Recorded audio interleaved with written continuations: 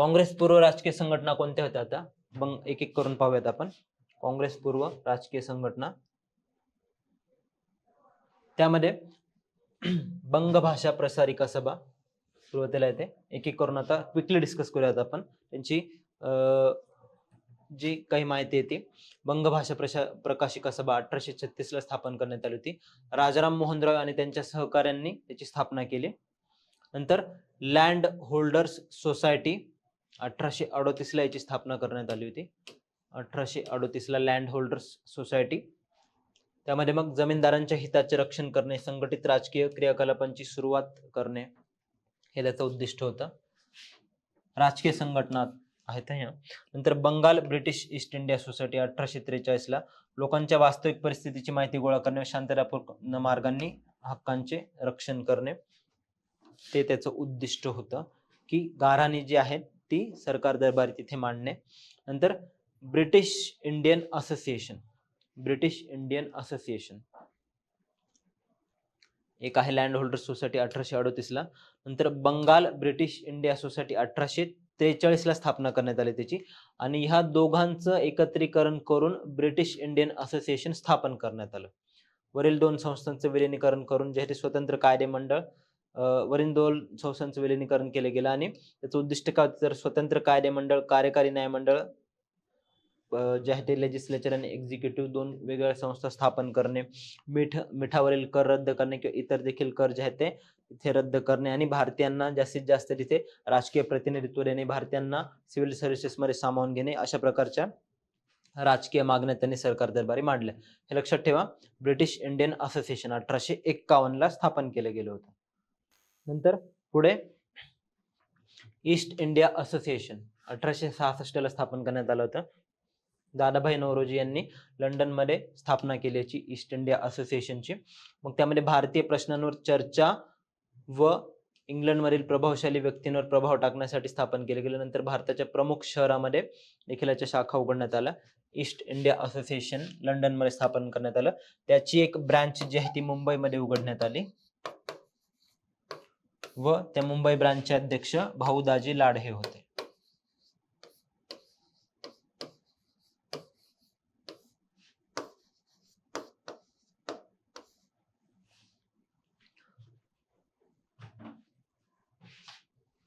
East India association. नंतर Indian league 1875 ला जे त्याची स्थापना झाली Indian लीगची.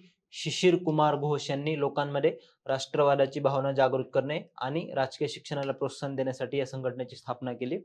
Indian league 1875, Shishir Kumar Ghosh.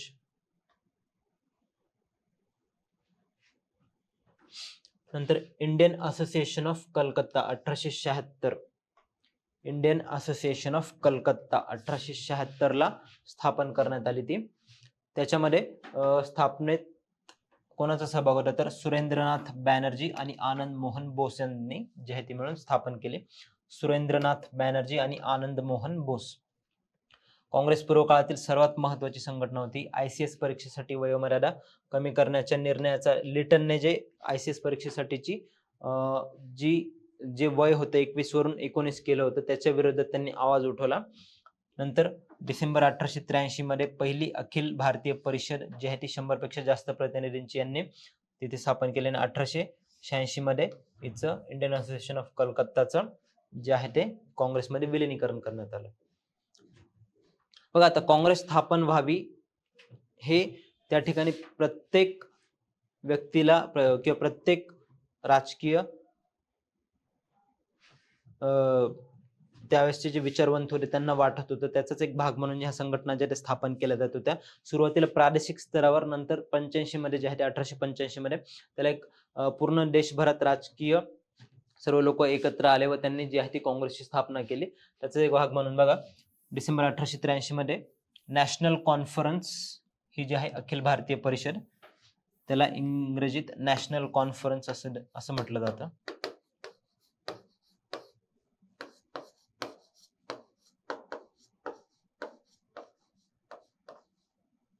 National conference ते 1883 मध्ये स्थापन करण्यात किंवा इंडियन असोसिएशन ऑफ कलकत्ताने नॅशनल कॉन्फरन्स 1883 ला कलकत्त्यात त्याची बैठक जी आहे ती भरवली आणि त्यामध्ये 100 पेक्षा जास्त प्रतिनिधी होते.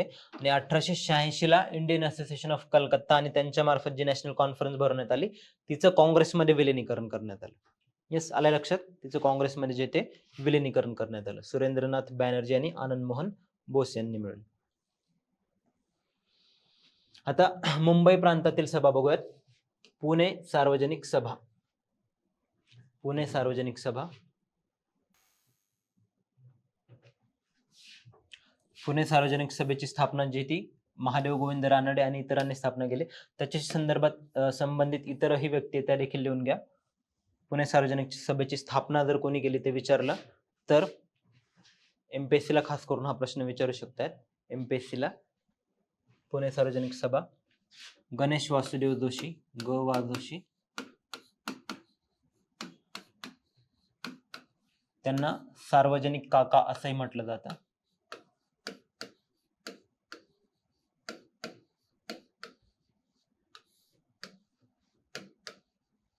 सार्वजनिक काका असंही म्हटलं जातं, गणेश वासुदेव जोशी. त्यानंतर सदाशिव गोवंडे,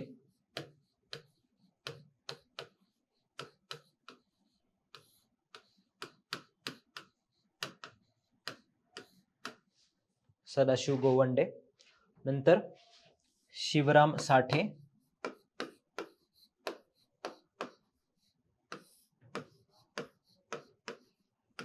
शिवराम साठे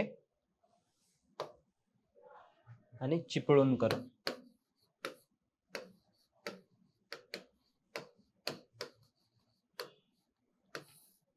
आणि नंतर रानडे जे आहे ते पुणे सार्वजनिक सभेला जॉईन झाले 1870 मध्ये. सुरुवातीला स्थापना गणेश वासुदेव जोशी, सदाशिव गोवंडे, शिवराम साठे आणि चिपळूणकर यांनी केले. नंतर 1870 ला महादेव गोविंद रानडे यांनी पुणे सार्वजनिक सभेला एक मोठं व्यासपीठ तिथे उपलब्ध करून देण्याचं काम केलं. आता गणेश वासुदेव जोशी यांच्याबद्दल त्यांचा एक रेफरन्स आलेला आहे, त्यांच्याबद्दल सांगतो की त्यांनी खादीचा जो आहे तो खादीचा प्रसार करण्यास सुरुवात केली होती. आयुष्यभर खादी किंवा स्वदेशी वस्तूंचाच वापर करेल असं त्यांनी तिथे ठरवलं होतं. व 1911 जेव्हा ते राणीच्या दरबारात गेले तिथे देखील ते खादीचं वस्त्रच परिधान करून गेलेले होते. अशी देखील त्यांच्याबद्दल एक फॅक्ट ती देखील लक्षात असू द्या गणेश वासुदेव जोशींबद्दल. नंतर बॉम्बे प्रेसिडेन्सी असोसिएशन. ते पुणे सार्वजनिक सभेचं उद्दिष्ट काय होतं? राजकीय संघटना होती. भारतीय लोकांचे जे काही प्रॉब्लेम्स आहेत ते तिथे सरकार दरबारी पोहोचवणे हे त्याचं मुख्य उद्दिष्ट होतं. सरकार आणि जनता यांच्यामधील दुवा म्हणून काम करणे. नंतर बॉम्बे प्रेसिडेन्सी असोसिएशन 1885 ला स्थापन करण्यात आले. त्यामध्ये बद्रुद्दीन तय्यबजी, फिरोज शाह मेहता आणि KT तेलंग यांनी मिळून स्थापना केली. बॉम्बे प्रेसिडेन्सी असोसिएशन, बद्रुद्दीन तय्यबजी, फिरोज शाह मेहता आणि KT तेलंग.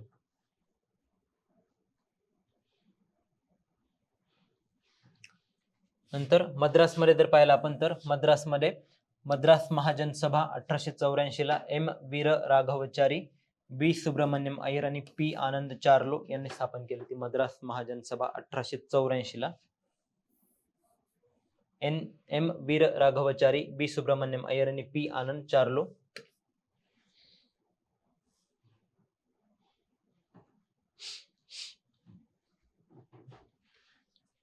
त्यानंतर काँग्रेस पूर्व मोहिमा जर पाहिलं तर त्यांचं उद्दिष्ट काय होतं की कापसावर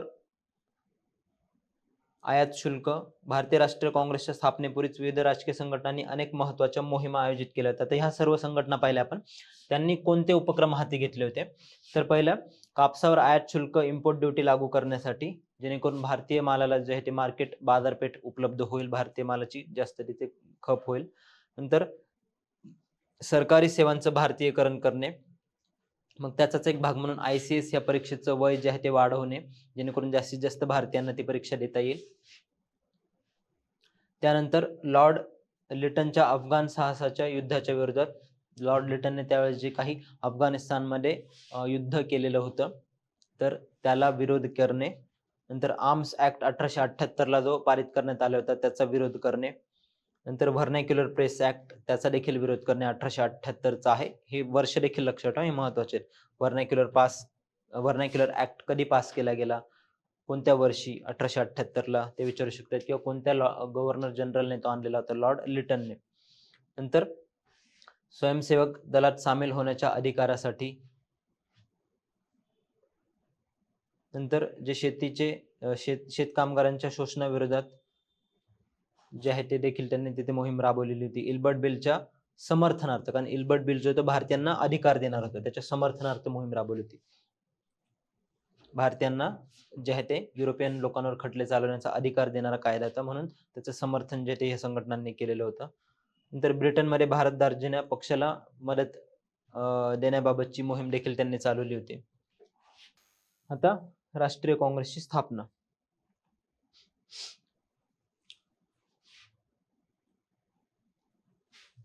भारतीय राष्ट्रीय काँग्रेसची स्थापना. थांबायचंय की डिस्कस करायचंय? 2 तास झालेत आपले. कंटिन्यू करायचंय की थांबायचंय? अजून ऑलमोस्ट अर्ध बाकी आहे. अजून आपल्याला जो आहे तो राष्ट्रीय काँग्रेसची स्थापना, त्याचं मवाळांचं सुरुवातीचा फेज, नंतर जहाल गटाची नंतरची फेज, ते देखील बघायचंय.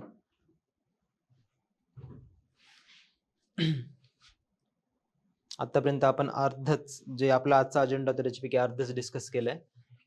हॅलो फ्रेंड्स, मी डॉक्टर तुषार घोरपडे. तुम्ही जर एमपीएससी किंवा यूपीएससी डिस्क्रिप्टिव्ह पॅटर्नसाठी तयारी करत असाल तर एनसीईआरटीचे महत्त्व तुम्हाला ठाऊकच असेल.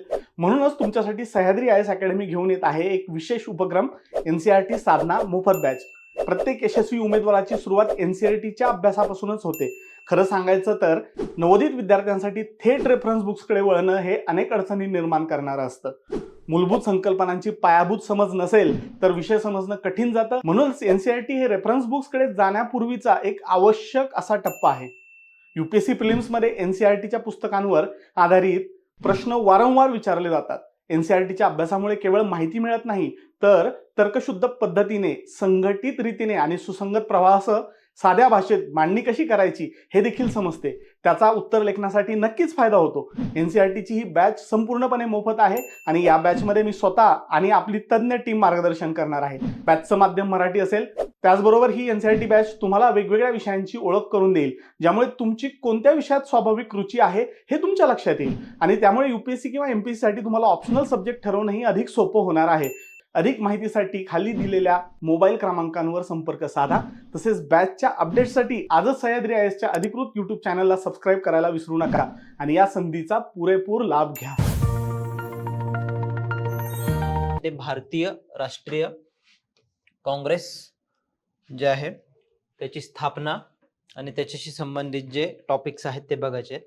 बघा, काँग्रेसच्या स्थापनेला एक जर तुम्ही इतिहास बघितला तर काँग्रेसची स्थापना होण्याआधी काही राजकीय संघटना एकत्र आलेल्या होत्या आणि एक राष्ट्रीय स्तरावर एक चळवळ चालवण्यासाठी किंवा भारतीयांचं गाऱ्हाणं जे आहे ते ब्रिटिश सरकारसमोर तिथे मांडण्यासाठी, इंग्लंड समोर मांडण्यासाठी एक राष्ट्रीय स्तरावरचा मंच जो आहे तो प्रत्येक भागातल्या तिथे फ्रीडम फायटर्सला पुरेसा असा वाटत होतं. तर त्याकरता जे ती राष्ट्रीय काँग्रेसची तिथे स्थापना झाली. कारण आधीचे जे संघटन होते स्थापन केलेले, आपण जे डिस्कस केले तर ते काही मद्रास प्रांतात होते, काही बॉम्बे प्रांतात होते, काही पंजाबमध्ये होते किंवा काही बंगाल प्रांतात होते. असं पूर्ण एक सर्व जे विचारवंत आहेत किंवा सर्व जे राजकीय नेते होते त्यांना एकाच ठिकाणी आणणारा प्लॅटफॉर्म असावा अशी मागणी जी आहे ती तिथे केली गेली. येस, तर त्याच्या संदर्भात आपण बघू शकतोय की त्यावेळेसची जर परिस्थिती बघितली तर जो आहे तो राजकीय संघर्ष मोठ्या प्रमाणावर होत होता व काँग्रेसच्या स्थापनेमागे काही थिअरीज दिल्या जातात. त्यापैकी एक थिअरी म्हणजे safety wall theory.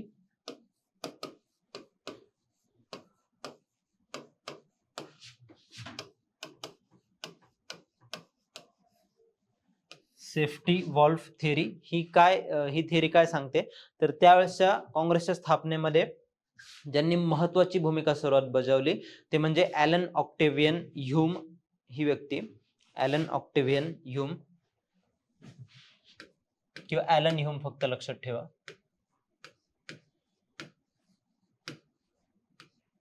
Allen Hume हे नाव लक्षात ठेवा.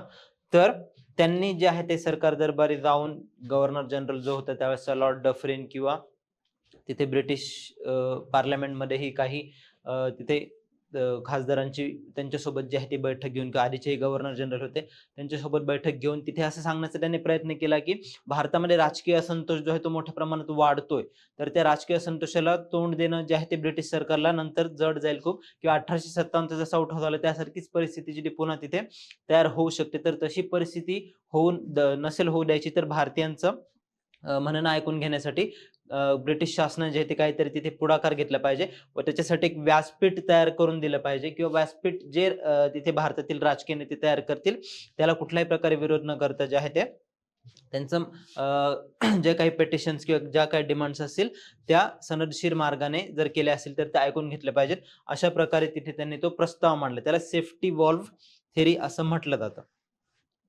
बघा सेफ्टी वॉल्व थेरी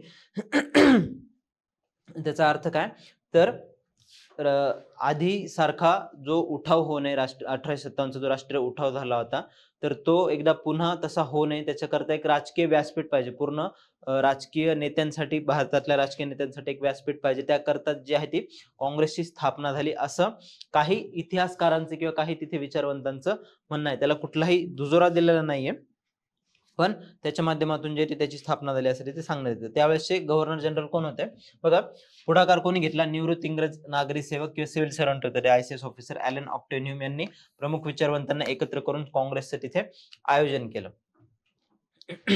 ते कुठे पहिलं अधिवेशन कुठे भरलं, तर डिसेंबर 1885 मध्ये मुंबईतील गोकुळदास तेजपाल संस्कृत महाविद्यालय, हे लक्षात असू द्या ठिकाण, गोकुळदास तेजपाल संस्कृत महाविद्यालय, त्यामध्ये 72 प्रतिनिधी जे आहे ते उपस्थित होते.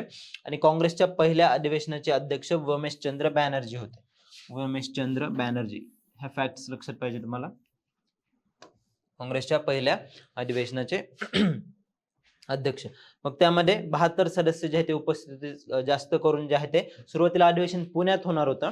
पुण्यात होणार असल्यामुळे जे आहे ते तिथे सर्व जमाही झालेले होते, पण त्याच पुण्यात कॉलराची साथ चालू असल्यामुळे पुण्याहून अधिवेशन जे आहे ते तिथे मुंबईला त्या ठिकाणी हलवलं गेलं.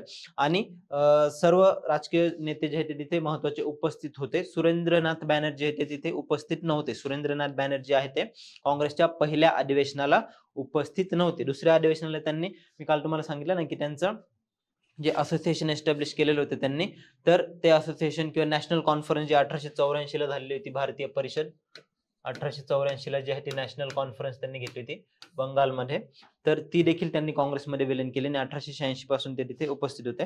जर महत्वपूर्ण सदस्य कोण होते बरं, त्या 72 पैकी महत्वपूर्ण सदस्य कोण होते, तर उमेशचंद्र बॅनर्जी तर अध्यक्ष होतेच. बाकीचे सदस्य जर पाहिलं आपण तर दादाभाई नौरोजी किंवा फिरोजशाह मेहता, दिनशा पांचा, KT तेलंग, वीर राघवाचारी, NG चांदवडकर, N सुब्रमण्यम, अशा प्रकारे 72 प्रतिनिधी जे आहेत ते तिथे काँग्रेसच्या पहिल्या अधिवेशनाला उपस्थित होते.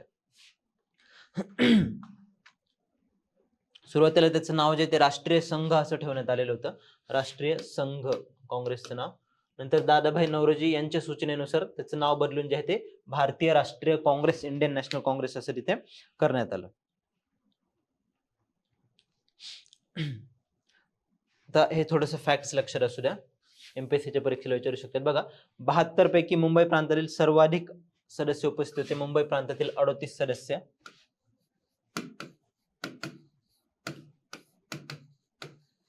मुंबई प्रांतातील जे आहे ते 38 सदस्य उपस्थित होते. मद्रासचे 21,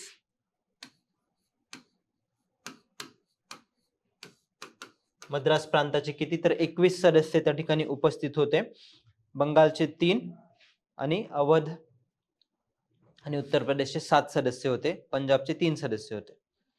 आता काँग्रेस स्थापनेमागचा उद्देश काय होता, काल आपण ज्या काही राजकीय संघटना स्थापन झाल्या होत्या त्यांचाही उद्देश काय होते, ब्रिटिश सरकार समोर त्यांनी काय गाऱ्हाणे मांडले ते बघितले. काँग्रेस ही त्याच राजकीय उद्दिष्टांनी प्रेरित होऊन स्थापन झालेली एक अखिल भारतीय संस्था होती. तर त्याचं उद्दिष्ट देशहिताच्या दिशेमध्ये प्रयत्नशील भारतीयांमध्ये परस्पर समन्वय प्रस्थापित करणे, पूर्ण जे देशातले राजकीय नेते त्यांच्यामध्ये परस्पर समन्वय निर्माण करणे, देशातील धर्म, वंश, प्रांतासंबंधी वाद समाप्त करून राष्ट्रीय एकतेच्या भावनेला तिथे प्रोत्साहन देणे, किंवा सुशिक्षित वर्गाच्या सहाय्याने आवश्यक सामाजिक राजकीय विषयांवर चर्चा करून जे आहे ते तिथे सुधारणा घडवून आणणे किंवा भारताप्रती अन्यायपूर्ण परिस्थिती संपवून भारत आणि ब्रिटनच्या संबंधांना अजून घनिष्ठ बनवणे. बघा, सुरुवातीला पूर्ण स्वातंत्र्य पाहिजे अशा प्रकारची डिमांड होती का काँग्रेसकडून? पूर्ण स्वातंत्र्य द्या आम्हाला. नाही, पूर्ण स्वातंत्र्याची डिमांड जी आहे ती पूर्ण स्वराज्य. ते आपण नंतर पाहणारच आहोत की 1929च्या लाहोर अधिवेशनामध्ये पंडित जवाहरलाल नेहरूंनी ती पूर्ण स्वराज्याची संकल्पना मांडलेली होती.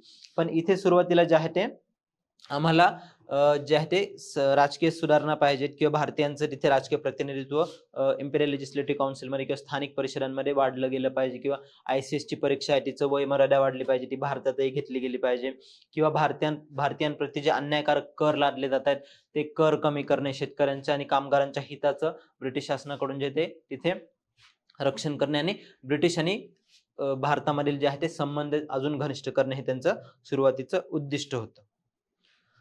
स्थापनेच्या वेळेस गव्हर्नर जनरल कोण होता हे लिहून घ्या, लॉर्ड डफरिन.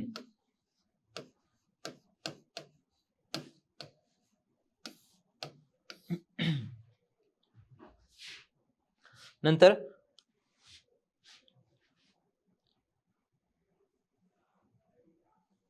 पुढे पाहूया काँग्रेसचे नेतृत्व आणि उद्दिष्टे. दादाभाई नौरोजी 3 वेळा अध्यक्ष होते ते. बद्रुद्दीन तय्यबजी, फिरोजशाह मेहता, सुरेंद्रनाथ बॅनर्जी, रोमेशचंद्र दत्त हे पहिल्या अधिवेशनाला उपस्थित नव्हते. सुरेंद्रनाथ बॅनर्जी, गोपाळकृष्ण गोखले, महादेव गोविंद रानडे, लोकमान्य टिळक, मदन मोहन मालवीय आणि इत्यादी जे आहेत ते काँग्रेसचे जे आहे ते नेतृत्व होतं.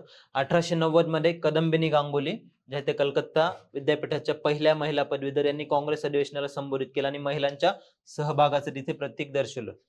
पहिल्यांदा जे आहे ते महिलांचा सहभाग काँग्रेसमध्ये कोणाच्या माध्यमातून झाला तर कदंबिनी गांगुली यांच्या माध्यमातून. कलकत्ता विद्यापीठाच्या त्या पहिल्या महिला पदवीधर होत्या. मुख्य उद्दिष्टे लोकशाहीवादी व राष्ट्रवादी चळवळीचा पायाभरणी करणे, लोकांचे राजकीय प्रबोधन व शिक्षण करणे, देशाच्या विविध भागातील कार्यकर्त्यांमध्ये मैत्रीपूर्ण संबंध प्रस्थापित करणे किंवा वसाहतवाद विरोधी राष्ट्रवादी विचारसरणीचा प्रसार करणे, धर्म, जात, प्रांत यांचा विचार न करता राष्ट्रीय एकात्मतेची भावना प्रस्थापित करणे हा त्यांचा मुख्य उद्दिष्ट होता. बघा, सुरुवातीचा काँग्रेसचा जर कालखंड बघितला आपण तर काँग्रेसचे नेते जे आहेत ते मवाळ आणि जहाल, मॉडर्निस्ट आणि एक्स्ट्रीमिस्ट याच्यामध्ये आपण त्यांना डिवाइड करू शकतो. मॉडर्निस्ट अँड एक्स्ट्रीमिस्ट यामध्ये आपण त्यांना डिवाइड करू शकतोय. 1885 ते 1905 चा जर कालखंड पाहिला तर तो मॉडर्निस्ट म्हणजे मवाळ का म्हटलं जातं यांना किंवा जहाल का म्हटलं जातं ते आपण बघणारच आहोत. तर 1885 ते 1905 चा जो कालखंड आहे तो मवाळ कालखंड होता. त्याचे मवाळ नेते कोणते होते किंवा मॉडर्निस्ट नेते कोणते होते? दादाभाई नौरोजी, फिरोजशाह मेहता, दिनशा वांछा, उमेशचंद्र बॅनर्जी, सुरेंद्रनाथ बॅनर्जी जे आहे त्यांचा जो आहे विश्वास उदारमतवाद किंवा मवाळ राजकारणावर जास्त तिथे विश्वास ठेवणारे नेते होते ते. मग याचा अर्थ की कायदेशीर आणि सनदशीर मार्गाने जो आहे तो तिथे लढा देणे, ब्रिटिशांना आपल्या व्यथा काय आहेत ते त्यांच्यापर्यंत पोहोचवणे. त्यांचं असं म्हणणं होतं की ब्रिटिशांना अजून भारतातील प्रॉब्लेम्स काय ते कळलेलेच नाहीये. ते जर त्यांच्यापर्यंत पोहोचले, भारतातील जे काही सामाजिक राजकीय प्रॉब्लेम्स असतील ते जर त्यांच्यापर्यंत पोहोचले, आर्थिक प्रॉब्लेम्स, तर ते तिथे त्याचं उत्तर शोधण्यासाठी प्रयत्न करतील व त्याच्यासाठी जे ते आपण एक राजकीय संघटन तिथे स्थापन केले गेले पाहिजे. व दरवर्षी काँग्रेसचं अधिवेशन जे आहे त्या अधिवेशनातून काही त्यांची उद्दिष्ट असेल, काही ठराव जे मांडले जातील ते ठराव पास करून ब्रिटिश दरबारी किंवा काउन्सिल्स मध्ये मांडणं किंवा इंग्लंडमध्ये जाऊन लंडनमध्ये तिथे ब्रिटिश पार्लमेंटमध्ये ते ठराव तिथे मांडणं व भारतीय प्रश्नांची ब्रिटिशांना जाणीव करून देणं, तेही कायदेशीर मार्गाने हा त्यांचा मुख्य उद्देश होता. नंतर जे एक्स्ट्रीमिस्ट नेते आले किंवा जहाल मतवादी नेते म्हणतात त्यांना, त्यांच्यामध्ये आपण बघू शकतो की लाला लजपत राय होते किंवा बाळ गंगाधर टिळक होते, लोकमान्य टिळक किंवा बिपिनचंद्र पाल होते. तर अशा जहाल नेत्यांना तिथे काँग्रेस ही एक अग्रेसिव्ह किंवा जहाल मतवादी संघटना पाहिजे असं त्यांचं म्हणणं होतं.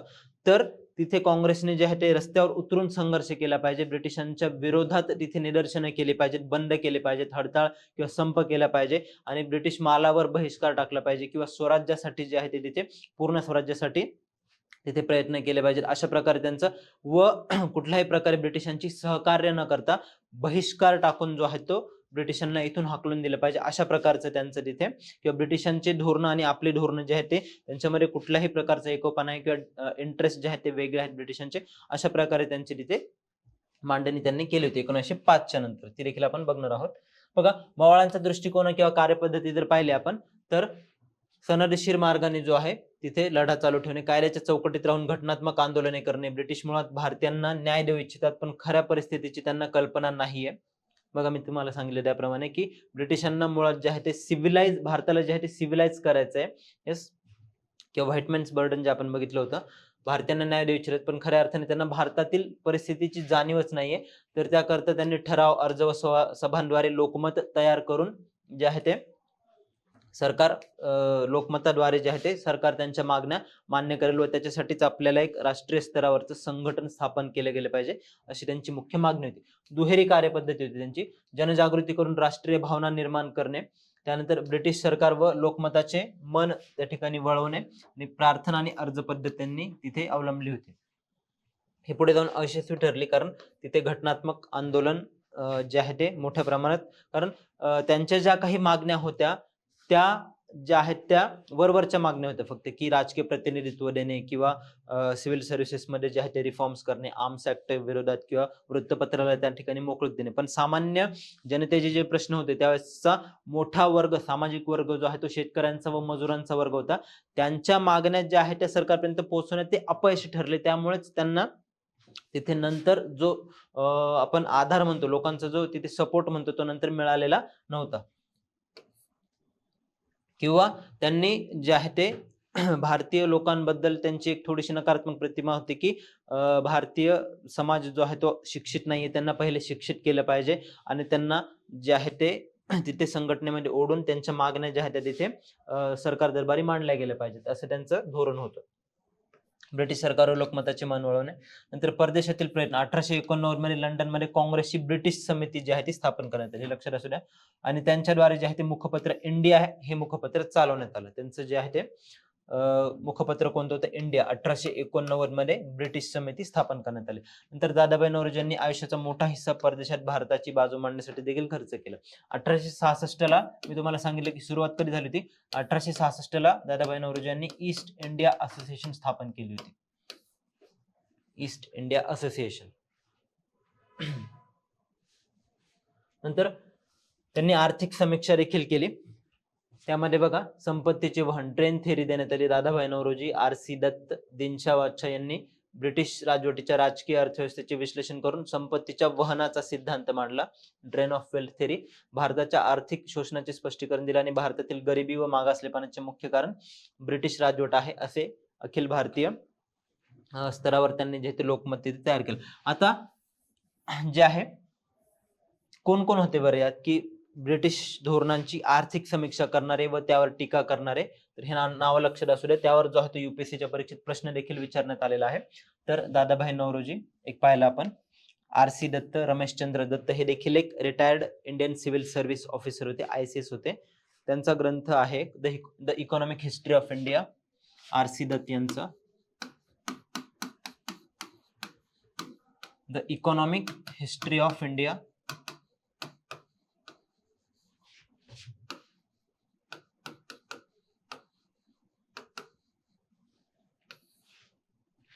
नंतर दिनशा बादशाह किंवा गोपाळकृष्ण गोखले आपण पाहिलं होतं काल, गोपाळकृष्ण गोखले.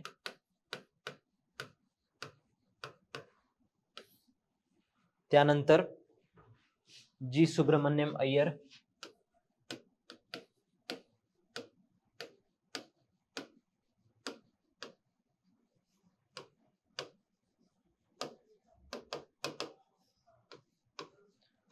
जी सुब्रमण्यम अय्यर यांनी जे आहे ते ब्रिटिश धोरणांचं आर्थिक विश्लेषण केलेलं होतं. त्यामध्ये अजून त्यांनी प्रमुख आर्थिक मागण्या काय केल्या, की शेतसाऱ्यामध्ये कपात करणे, नंतर मीठ कर जो आहे तो रद्द करणे, मळ्यातील कामगारांच्या स्थितीत सुधारणा करणे, जे काही तिथे कमर्शियल व्यापारी पद्धतीने जे शेतपिकं घेतले जात होते ते जे मळे होते त्यातील कामगारांच्या स्थितीत सुधारणा करणे, लष्करी खर्चात कपात करणे, आधुनिक उद्योगांना संरक्षण, आधुनिक भारतीय उद्योगांना संरक्षण देणे आणि स्वतंत्र अर्थव्यवस्थेचा तिथे विकास करणे ब्रिटिशांद्वारे. त्यानंतर बघा, यावेळी काँग्रेसवर समृद्धशाली मध्यमवर्गीय बुद्धिजीवी, ज्यात वकील, डॉक्टर्स, इंजिनियर्स किंवा जे फॉरेनला शिकलेले आहेत किंवा ज्यांनी पाश्चात्य शिक्षण घेतलेलं आहे त्यांचा तिथे प्रभाव होता. मग त्यामध्ये प्रतिनिवेदने, स्मरणपत्र, शिष्टमंडळाच्या माध्यमातून सरकारसमोर आपल्या याचिका त्यांच्याकडून मांडल्या जात होत्या. 1890ला जे आहे ते काँग्रेसकडून इंग्लंडला एक प्रतिनिधी मंडळ पाठवण्यात आलेलं होतं आपल्या मागण्या मान्य करण्यासाठी. त्या प्रतिनिधी मंडळात कोण समाविष्ट होते ते देखील लिहून घ्या. 1890ला जे आहे ते काँग्रेसकडून एक प्रतिनिधी मंडळ तिथे पाठवण्यात आलेलं होतं इंग्लंडमध्ये. तर त्या प्रतिनिधी मंडळात सुरेंद्रनाथ बॅनर्जी, व्योमेशचंद्र बॅनर्जी आणि ॲलन ह्यूम हे यांचा समावेश होता. सुरेंद्रनाथ बॅनर्जी, व्योमेशचंद्र बॅनर्जी आणि ॲलन ह्यूम त्यांचा समावेश होता. नंतर प्रमुख आर्थिक मागण्या लक्षात आल्या आहे. तर बघा, घटनात्मक सुधारणा करणे किंवा स्वराज्याची मागणी करण्यात आली होती. सुरुवातीच्या मागण्यांच्या काय होत्या तर कायदेमंडळात भारतीयांचा सहभाग वाढवणे, विशेषतः आर्थिक बाबींवर मंडळाचे जे आहे ते कायदेमंडळाचे तिथे नियंत्रण नसावं. मग त्याकरता मी तुम्हाला सांगितलं की गोपालकृष्ण गोखले यांनी कशा प्रकारे सरकारच्या बजेटची तिथे इम्पिरियल लेजिस्लेटिव्ह काउन्सिलमध्ये त्याच्यावर जे आहे ती टीका केलेली होती. किंवा 1892चा इंडियन काउन्सिल ऍक्ट जो आहे तो तिथे त्यांच्या दबावामुळे ब्रिटिशांना तिथे पास करावा लागला. तर राष्ट्रवादी नेत्यांच्या दबावामुळे तो संमत करावा लागला, परंतु मागण्या पूर्णतः मान्य नव्हत्या झाल्या. त्यामध्ये आता हे एवढं फक्त लक्षात ठेवा, 1892चा काउन्सिल ऍक्ट जो आहे तो तिथे पास करण्यात आला. त्याचे जे डिटेल्स आहे मग त्यामध्ये आपण 1793च्या सुधारणा, 1813चा ऍक्ट, 1833चा ऍक्ट, 1853चा ऍक्ट, 1861चा ऍक्ट, 1892चा ऍक्ट, 1909, 1919 आणि 1935चा आणि 1947 ऍक्ट एक सेपरेट सेशन मध्ये बघणार आहोत तिथे. येस. स्वशासनाची मागणी करण्यात आली. प्रतिनिधित्व नाही तर कर नाही ही मागणी त्यांनी दिली. No representation no taxation without representation अशी मागणी त्यांच्याकडून जी आहे तिथे करण्यात आली. जी मागणी जी आहे ती अमेरिकन राज्यक्रांतीच्या वेळेस मोठ्या प्रमाणात तिथे प्रसिद्ध झालेली होती. की अमेरिकन राज्यक्रांतीच्या वेळेस त्यांनी बोस्टन टी पार्टी माहित असेल तुम्हाला, तर बोस्टन टी पार्टीमध्ये कशा प्रकारे तिथे ब्रिटिशांनी ज्या वसाहती तिथे बसवलेल्या होत्या, 13 वसाहती होत्या, तर त्यांच्या विरोधात रेड इंडियन्सनी तिथले जे स्थानिक लोक होते, अमेरिकेतले लोक, त्यांनी जो आहे तो तिथे संघर्ष केला होता. व तिथे कर आम्ही जोपर्यंत देणार नाही जोपर्यंत आम्हाला तिथे राजकीय प्रतिनिधित्व दिलं जात नाही. त्याच प्रकारे इथे भारतीयांनीही नो टॅक्सेशन विदाउट रिप्रेझेंटेशन अशी घोषणा दिली. म्हणजे प्रतिनिधित्व नाही तर करही भरणार नाही. दादाभाई नौरोजी जे आहे ते 1904, गोखले 1905, टिळक 1906 यांनी कॅनडा, ऑस्ट्रेलिया प्रमाणे स्वशासनाची त्यांनी इथे मागणी केली. स्वशासनाची मागणी केली त्यांनी. नंतर सामान्य प्रशासकीय सुधारणांसाठीची मोहीम राबवली. शासकीय सेवांचे भारतीयकरण करणे, ब्रिटिश अधिकाऱ्यांचे जास्त पगार व पेन्शन इंग्लंडला जात असल्यामुळे त्याचं आर्थिक वहन होते, भारतीयांना विश्वासार्ह पदांपासून दूर ठेवणे हा देखील भेदभाव तिथे करण्यात आला होता. की न्यायपालिका व कार्यकारी मंडळाचे विलगीकरण करणे, न्यायदान व प्रशासकीय अधिकार एकाच व्यक्तीकडे नसावेत, जुलमी नोकरशाही व खर्चिक न्यायव्यवस्थेवर कडाडून टीका देखील त्यांच्याकडून करण्यात आली. आणि कल्याणकारी खर्चात जी आहे ती वाढ करणे, आरोग्य, स्वच्छता, शिक्षण, सिंचन, शेती सुधारणा, कृषी, बँका यामध्ये जे ती ब्रिटिशांनी धोरणं राबवली पाहिजेत. प्राथमिक शिक्षण जे आहे ते सक्तीचं केलं जावं अशी पहिली मागणी जी आहे ती गोपाळकृष्ण गोखले यांनी त्यावेळेस केली होती. नागरी हक्कांचे देखील संरक्षण करणे किंवा जे प्रेस आहे, वृत्तपत्रांची जे मीडियाचं जे स्वातंत्र्य आहे त्याच्यावरची जी निर्बंध लावण्यात आलेली होती व्हर्नाक्युलर प्रेस ऍक्टच्या माध्यमातून किंवा 1905ला 1910ला जे काही त्यावेळेस रेस्ट्रिक्शन्स नियम लागू करण्यात आले होते त्यांची तिथे ते निर्बंध हटवणे ही देखील एक महत्वाची त्यांची मागणी होती.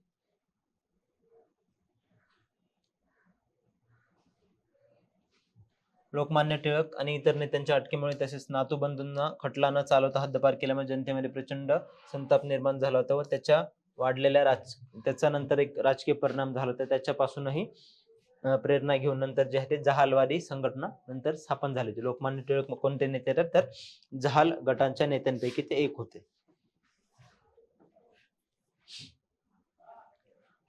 बघा आता महाराष्ट्रवाद्यांचं मूल्यमापन जर केले, त्यांचं योगदान काय तर त्या काळातील सर्वात प्रगत विचारांचे प्रतिनिधित्व त्यांनी केले. त्यांचं सर्वात महत्वाचं काम म्हणजे काय तर समान शत्रूविरुद्ध सर्व भारतीयांनी एकत्र आणून एक राष्ट्राची भावना तिथे निर्माण केली. ठीक आहे, भलेही त्यावेळेस सामान्य जनता शिक्षित नव्हती किंवा त्यांना त्यांचे प्रश्न सरकार दरबारी कसं मांडावं ते कळत नव्हतं, पण मवाळ नेत्यांचं सर्वात महत्वाचं काम म्हणजे सर्व राजकीय नेत्यांना सर्व देशाला एका व्यासपीठावर आणण्याचं काम त्यांनी तिथे तयार केलं आणि एक राष्ट्र ही भावना तिथे निर्माण केली. लोकांना राजकीय कामाचे प्रशिक्षण, आधुनिक लोकशाही विचारांचा प्रसार देखील केला गेला. वसाहती राजवटीचे शोषणकारी स्वरूप उघड करून ब्रिटिशांच्या नैतिक आधाराला देखील तडा देण्यात आला आणि पुढील अधिक तीव्र चळवळीसाठी एक भक्कम पाया तिथे मजबूत केला. पुढे जी जहाल गटाच्या अंतर्गत जी चळवळ होणार होती, सशस्त्र बंड जे होणार होतं किंवा नंतर गांधी युगामध्ये गांधीजींची जी चळवळ होती त्याचा पाया भक्कम करण्याचं काम जे ते मवाळ राष्ट्रवाद्यांनी केलं होतं. त्यांच्या मर्यादा काय होत्या बरं? तर लोकशाही आधार व मागण्यांची व्याप्ती वाढवण्यात यश आले नाही, म्हणजे जनतेपर्यंत पोहोचण्यात ते अयशस्वी झाले किंवा जनसामान्यांची भूमिका निष्क्रिय राहिली. लोकांचा त्यांना सपोर्ट नव्हता किंवा जे बुद्धिजीवी लोक होते तेच फक्त ते त्यावेळेस काँग्रेसमध्ये त्यांचा समावेश त्या ठिकाणी होत होता व लोकांपासून जे दूर गेले असं आपण ते बघू शकतोय. नंतर जनतेच्या राजकीय क्षमतेवर पूर्ण विश्वास नव्हता. जनता जी आहे ती राजकीय दृष्ट्या परिपक्व नसल्यामुळे व ब्रिटिशांना आर्थिक राजकीय इथले प्रश्न कळत नसल्यामुळे किंवा त्यांना त्याची जाणीव नसल्यामुळे आधी जनतेला त्या ठिकाणी राजकीय पद्धतीने किंवा त्यांच्या सामाजिक आर्थिक प्रश्नांची जाणीव करून देणं हे त्यांना तिथे सर्वात महत्वाचं वाटत होतं. त्याकरताच त्यांनी जो आहे तो जनाधार जो आहे तो तिथे कमी ठेवलेला होता किंवा नव्हताच त्यांना जनाधार.